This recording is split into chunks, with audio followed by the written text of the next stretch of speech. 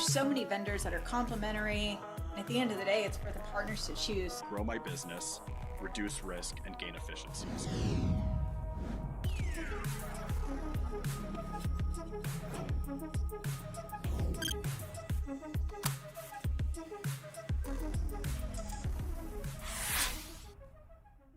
Hello, MSP channel, and welcome to Technically Unraveled, the only show in the history of the internet to unravel technology.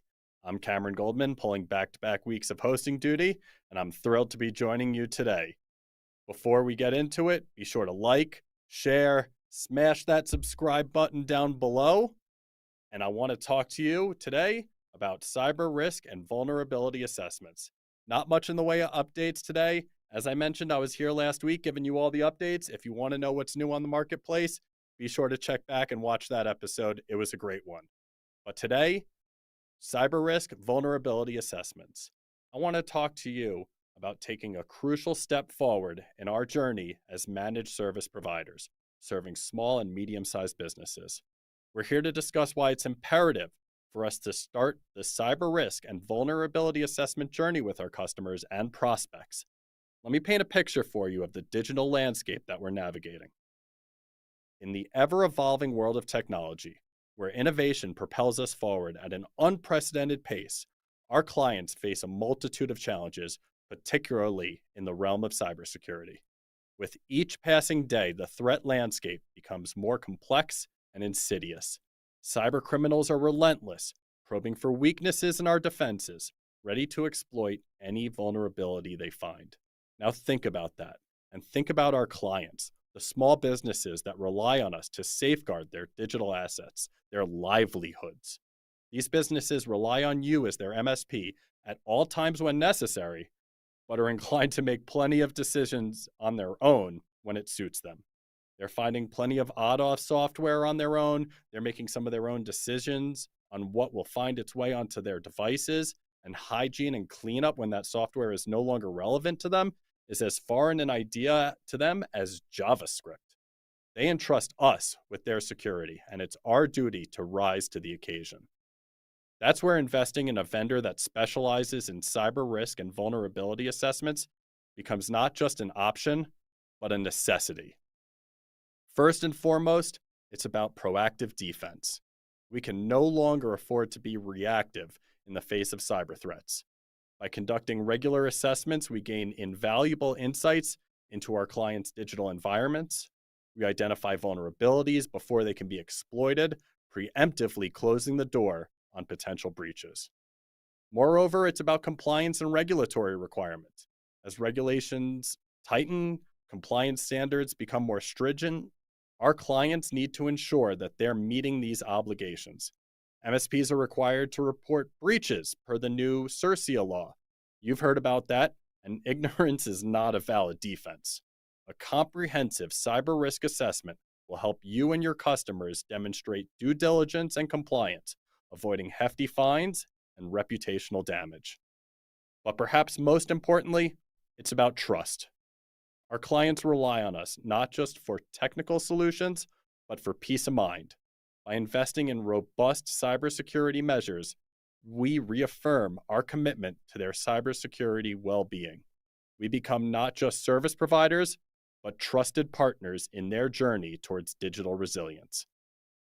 And with that being said, I have the distinct pleasure this week to introduce to you all from Cyrisma, Liam Downward and Mike Lyons. Welcome to the show. Thanks for having us. Gents, little intro, please tell us about yourselves.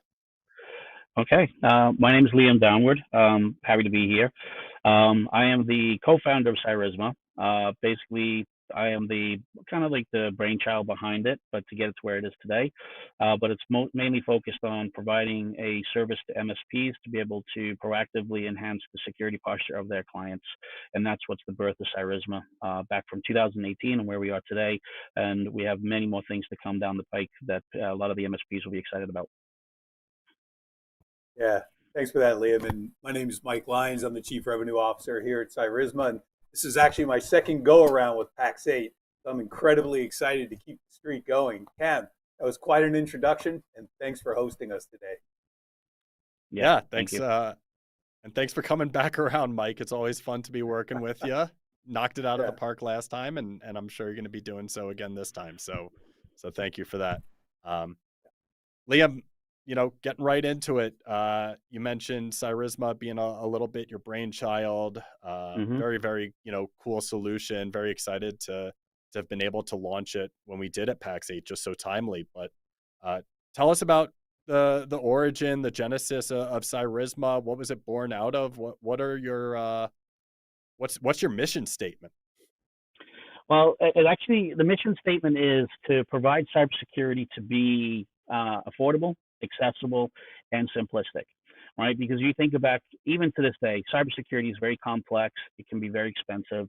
And back in the day when I was doing, being a consultant, being virtual CISO for a lot of different entities, whether it's small, even large enterprises, we have the same common theme. We don't have enough resources, time, money, and people. So, as you said in your intro, ignorance is no longer an excuse, but those people at those times where they say, you know what, we'll walk away and hope for the best, and we'll just stick to what we currently have, but we can't have a solution that gives us a lot of things. So, it made me think about what can we do to basically enhance their environment. And that was basically the genesis of Cyrisma, to build an ecosystem that allows us to be able to give them the ability to have multiple functionality within one single platform. But one of the things about, you said in the intro, is about a layered approach. Everybody talks about the defense in depth from the perimeter on the inside. Well, we wanted to flip that and say, well, what are the bad actors after? And that is the data, and then let's work outwards to the outside. And that was also the thought process, to be able to provide security around the data, know exactly where it is. Those systems that house that data, are they vulnerable? With vulnerability management, and then secure configuration, and the rest started following on with all the insights and input from our partners that are MSPs, because they like the ecosystem and the idea that we put together for Cyrisma. And that's where we are today, is the backbone of input from our partners, MSPs, and PAX 8 alike. And you guys are doing a really good job executing on that vision. And not something that you mentioned, as part of when this was created, but something that I think is just super fortuitous for all in timing is the rise of the importance of cyber insurance and adopting these cyber insurance policies. And Mike, we were talking about this before the show, but there's a lot of customers coming to you now, partners coming to you, that are saying, hey, like, I got to get ahead of a potential cyber insurance policy that I'm going to be adopting for my customers, and Cyrisma is a great path to take for helping those partners there. What are you hearing? Yeah, well, what I'm hearing is everybody's still confused, whether it's the end user business or the MSP or the insurance companies as well. There's still a lot of confusion out there about what's really being insured. How do you make sure you're protected? And how do you know how much insurance to get and how much money to spend? So the MSPs they're still trying to figure out, but they're getting closer to figuring out how they can capture all the proper information, know what the security posture is of their end user clients, and then that way they can determine how much cyber insurance is needed and what their cost will be. And the way they do that is they need platform that can actually monetize the risks. So there's a lot of ABCDF, people can letter grade where they are, but to actually be able to monetize that is what the end users need. So they know how much risk that they are, and then to be able to easily offset it, show them how they can offset it by whether they may not have MFA in place or they may not have endpoint protection. And the way you do that is with a cyber risk management platform like Cyrisma has. So we're excited more and more. We're getting feedback from the MSPs that that's exactly what they needed. They're sleeping much, much better at nighttime, knowing that they have the confidence to give proper guidance to their end users on cyber insurance. I'm Mike, glad you've said that. Mike, want to add something on that. Sorry, Cameron. I want to add to that is one of the things that we see with a lot of MSPs is that they don't know how to help organizations to reduce their premiums, because it's not really kind of like really discussed from an insurance standpoint, is adding reports to when they're putting in their application. So in other words, then it's given to them. So if they got a vulnerability report, a data sensitivity report, elements of information that shows them that they're actually doing something as part of that application, that can actually help to reduce premiums, because the underwriter then can say, okay, you've got the checklist, but now you're providing evidence to show that you are doing it. That's not always the case in certain cases because they're just doing the checklist to say that I'm actually got cyber insurance without thinking, okay, what can I take to the next step? And that's where products like Cyrisma can come in to help with those situations around that. And how are you doing that, Liam? I'm not asking you to give away, all of the secret sauce here, but what are the things that you Mm-hmm. you are bringing to these MSPs? What are the things that you're highlighting? Like, how are you handling this data, the data governance aspect of it, to then Mm-hmm. best prepare these customers to approach their insurance policy? Yeah, absolutely. So let's take for example when they first set up the system itself, there is a checklist that they can actually go through, and with that checklist, it asks them, like Mike said before, if you got MFA, if you got this kind of stuff in place, and we document that, and that's there to be given. But it also shows where they can uplift with those gaps because insurance wants to find out if you're negligent, if there's a way of then that's how you got hacked into. But then we take that information and then we can say, okay, now let's take sensitive data, for example. We automatically acknowledge that once you start doing that, we can identify where data is located in the cloud and on-prem, who has access to it, because you really can't establish zero trust unless you have sensitive, know where your sensitive data is, right? Then you take that to the next step and say your vulnerability scanning, both internal and external, as well as web applications, and then secure configuration standards. Because there is this kind of like industry kind of rule of thumb that if you reduce your sensitive data footprint, you implement risk-based vulnerability management and implement secure configuration standards, you can reduce your threat landscape by up to 60%. Now imagine that with then passing that information through to your cyber insurance company to show that you're actually doing that. That is huge because not everybody is thinking along those lines of being able to provide that evidence to see that you're actually doing it. Yeah, And that and that sensitive data extends. piece. Yeah, it's really important, that sensitive data piece, because it's amazing how many MSPs and end users don't think about that. For some reason, everybody is comfortable where they feel like they know where all their sensitive data is, and with a simple scan from a platform like we have, they're able to quickly see they really don't. They didn't realize there's a lot of sensitive data in a lot of places where it shouldn't be, and a lot of people who shouldn't have access to it as well. Well, and this really wasn't so much of an issue until recently, and man, is it the biggest of issues now because we're seeing this rapid adoption of Copilot, and that's Mm-hmm. where this data and who has the hands on this data is becoming so relevant and so important to make sure that is addressed, tagged, remediated if need be, right before implementing a very Mm-hmm. robust and very reaching tool like Copilot. So, how are you putting those guardrails on this data, Liam? Well, it's a good question because if you think about data today is like the new oil spill. It's everywhere, right? It's both on the prem, it's in the cloud, it's everywhere. Now, when you start bringing in situations like Copilot, if you don't put permissions in place or know your configuration standards around Microsoft Secure Score and other elements, you're leaving yourself open to exposure, even though it's internal, because that's a problem, right?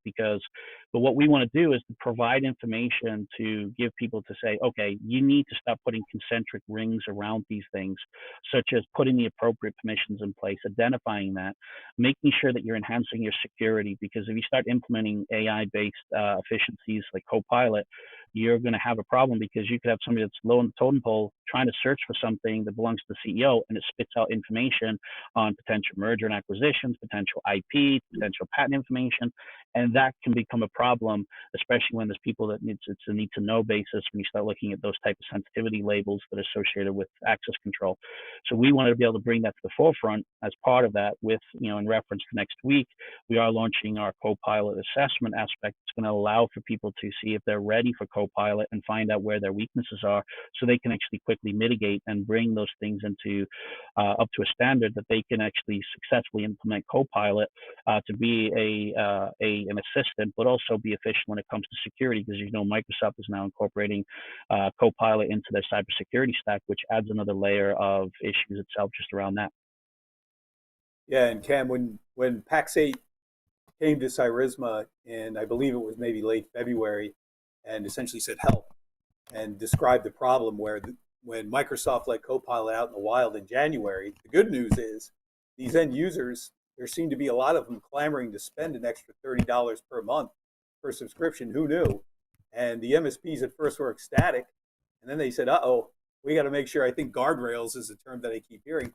How do we figure out how to configure this? Put those guardrails up.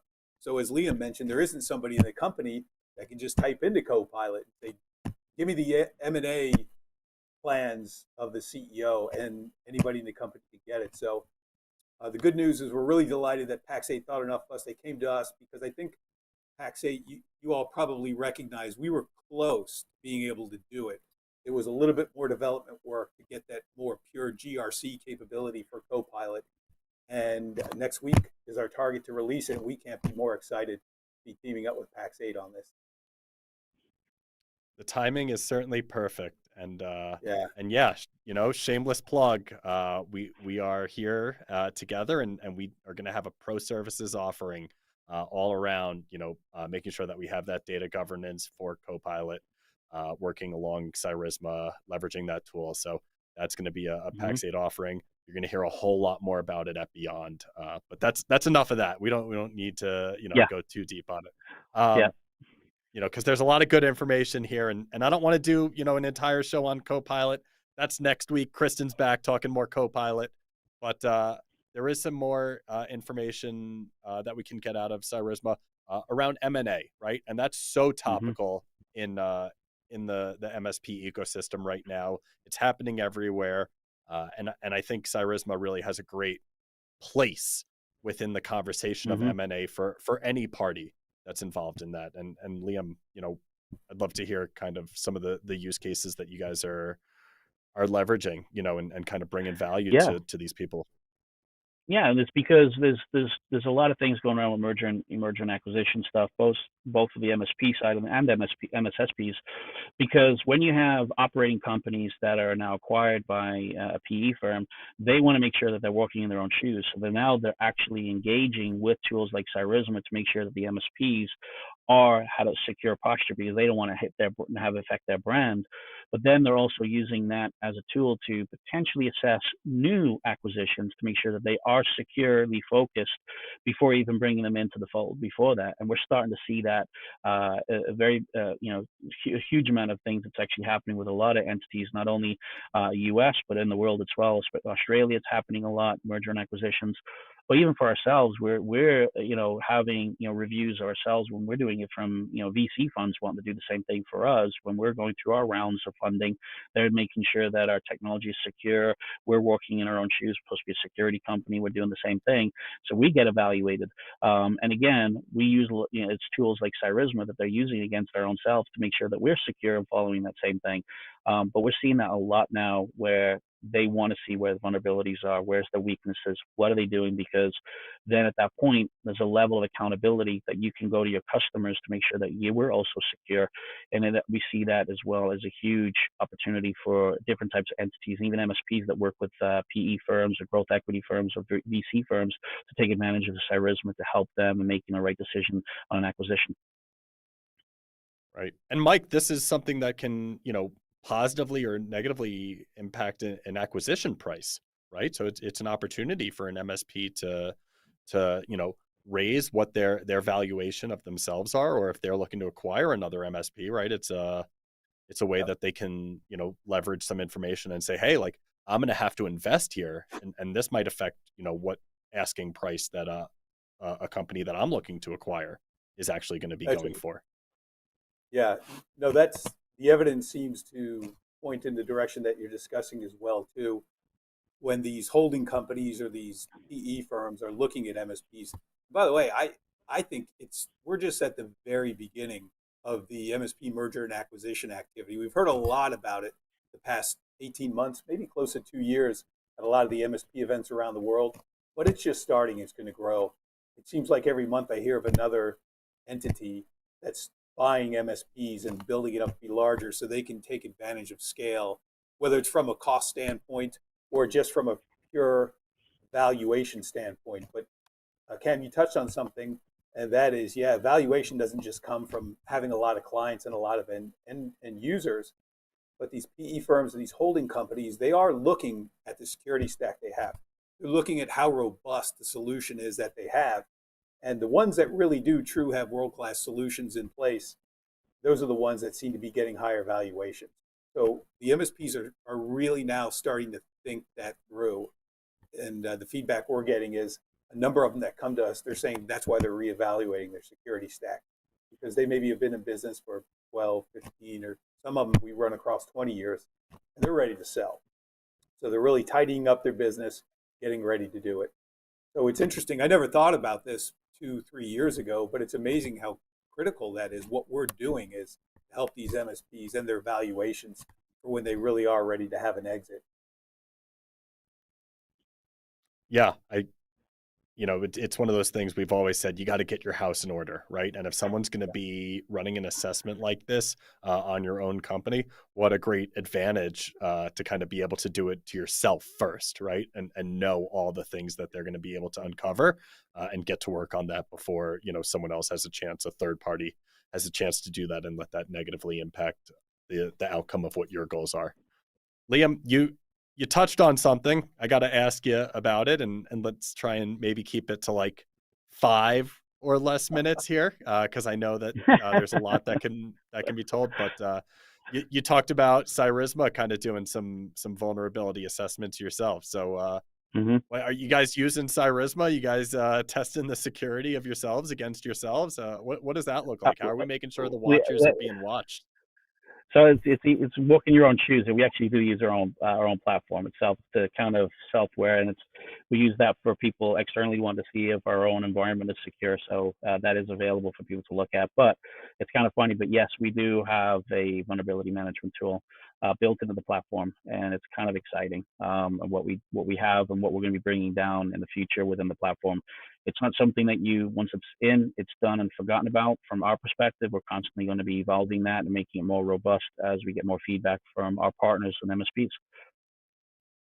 And is there anyone who is validating this? Have you guys had a third party come through and say, you know what, Yep. we like Yep. what we see as well? Yep. Yep. So even from a SOC 2 standpoint, they're evaluating the information that we have. Other entities we're going to be starting very soon in the next couple months. ISO, which is another aspect to make sure that we're doing what we're saying we're doing, and the results coming out of our platform is there. And further down the path, we are going to go through towards the end of this year. We're planning it to be a authorized scanning vendor for PCI, which means then our own scanning has to be very robust in what we're doing to meet that requirement to be able to have that offering to our clients. It's awesome to see. Mm-hmm. Sticking with some feature stuff around Cyrisma. Mike, you guys, in preparation to the show, you highlighted to me what you're doing with the remediation score impact. It was a huge aha moment. I loved seeing it, and I'd love for you to kind of explain to the audience what it is I'm talking about here. What are you guys doing with these remediation scores? Yeah, it's one thing to be able to create these scores, and we touched on a little bit earlier about these A, B, C, D, F type scores. They are important for people to see, but sometimes those letter grades don't mean much to people, or sometimes maybe an MSP has a difficult time explaining what the impact of a D plus is versus a C minus or a B minus. And so what we did here at Cyrisma is we took it a step further and we monetized those scores. So we can show them exactly what the risk is, what the potential cost is of the risk that they're exposed to today, and how to remediate it quite simply. And it's just a very simple page that pops up. It's got a number of different lines that a green check mark if they've got, we mentioned before, MFA maybe or endpoint. And if they don't have something in place, it'll be red. And you can literally see as you go through this checkpoint or as you go through this checklist, when you add something in and you now get the green check, you can see the dollar amount drop immediately. I mean, it's remarkable. And now that's powerful. That's something that an MSP doesn't even have to have a deeper knowledge of this, because typically money is something everybody understands. So they're going to their end users and they're showing them exactly not what these letter grades are, but how much money they're at risk, how much they're at risk of losing. And that's what's really resonating. So yeah, that's been a really powerful seller for us, and even better for our MSPs to capture more clients, because they're really able to show them not just all this cool vulnerability information, but how much money they're really at risk. And something I I want to know that add a to lot of our MSPs Cameron. Let me say. just add to that. Sorry, I didn't mean to interrupt Go you there. for it. But one of the things Absolutely. that we, Yeah. one of the things that we added on, part of that riskometer was a thing called industry comparison, because that's the next level of what people ask for. So let's say for Cameron, you're an MSP and you're meeting with your clients, and they ask you and says, oh, yep, we got the grade, we got the monetization, that's great, and we love it, but how do we compare to the rest of the industry that we're in? And that's one of the things that we wanted to be able to bring as part of that risk aggregate data, is to be able to provide them that if they're a manufacturing company or an auto dealer, they can compare to where they stand with the rest of the industry, whether they're behind or if they're ahead, because that gives them a level of competition, which gives a sign of accountability. Because if they're behind the rest of the industry, they're like, well, we can't be doing this. The rest of the industry is way ahead of us. We got to do a better job, which helps the MSP to instill a level of accountability that if they want to move, they got to either do something about it, which means a cultural change, an implementation, strategic or administrative changes, whatever that needs to be done. We're starting to see that with these elements that we're bringing together within the platform. And another place where a lot of these customers and partners are very, accustomed to seeing a scoring of some kind is within Microsoft, right? And the Microsoft Partner Center and the admins of these customer tenants have secure scores, and some Mm-hmm. of these actions that you're guiding these partners through, the remediation that they're taking, is having long ranging impacts into that Microsoft secure score. Mm-hmm. Correct. And one of the things that we do with that is that we trend it, so they can actually see over time if they're getting better or they're getting worse, because they're subscribing to new services of Microsoft, which means there's more things that they have to configure in Microsoft Secure Score. And if they don't pay attention to that, their grade goes down, their percentage goes down, and then that gets reflected in the trending heat map that we have that rolls up to the overall grade within the organization, which impacts. So the more you do, the more you pay attention to what's in front of you, the better you are in guiding yourself and navigating the very murky waters of cybersecurity. And that's such a powerful tool. Mike, I'm going to pass this one right over to you for MSPs that are actually taking these actions, doing the security, right? And then bringing all of this information to their customers and actually being able to then sell that security, right? That's right. Yeah, it's important that the MSP is able to articulate how to do that to the end users as well. And that's something we spend a lot of time with them on as well, is not just educating them on technically how terrific this is, but how are you going to sell this as well to your end users. And probably one of the coolest capabilities we have that I like is when they create a new instance or a tenant, you actually can either set it up as managed or consulting.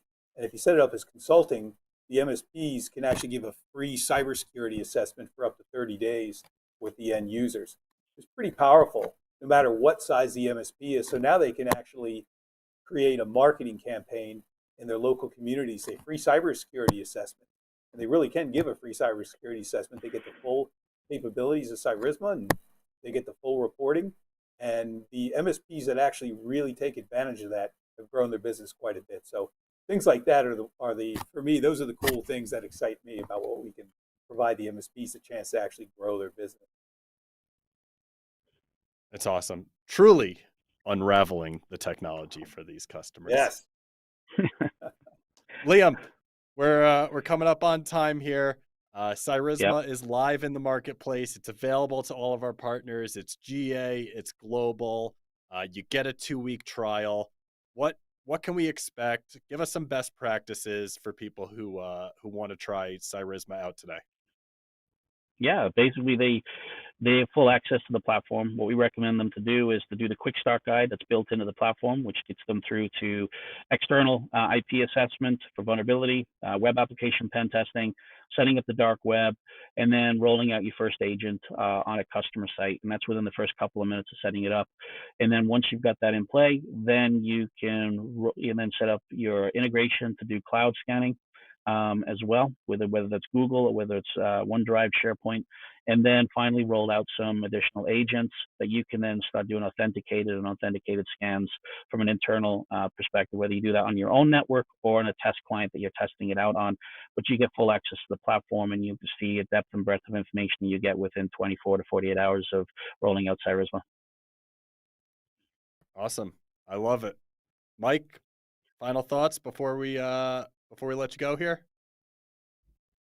I think one final thought I had was it's probably topical and it's definitely current is the ability to actually track compliance framework has been something that has been a need for a while, and we provided that for a while. And there's a lot of companies that have one-off solutions out there that will help them do that. But more and more, what we're getting from the MSPs are saying, "Hey, that's great." Whether it's CIS controls, NIST, or in the UK, Cyber Essentials, or in ANZ, it's the Essential 8. It's great you guys do that, but you're tracking what you can do. We need more of a GRC capability that'll broaden that, be able to track everything. And what I'm excited about is how when Pax8 came to us with this whole Microsoft Copilot AI readiness assessment, that pushed us to take that first step into GRC. So that's going to be our first endeavor into it. And we've got a nice roadmap that's going to be able to support the other ones as the months go on. So those compliance frameworks, it's going to be more than just what Cyrisma can track, but it's going to be the entire compliance framework that we will one day. So stay tuned for that. I love it. I'm excited to see it. And I know you guys are going to be able to crush it, knock it out of the park, because you guys work fast. But more than that, it's really, really quality. So Liam, Mike, thank you so much for joining the show. We are at time. If there's anything else that the audience wants to see from Technically Unraveled, let us know in the comments. But please join us next week. Kristen's going to be back hosting 2 p.m. Mountain Time. We're talking Microsoft Copilot.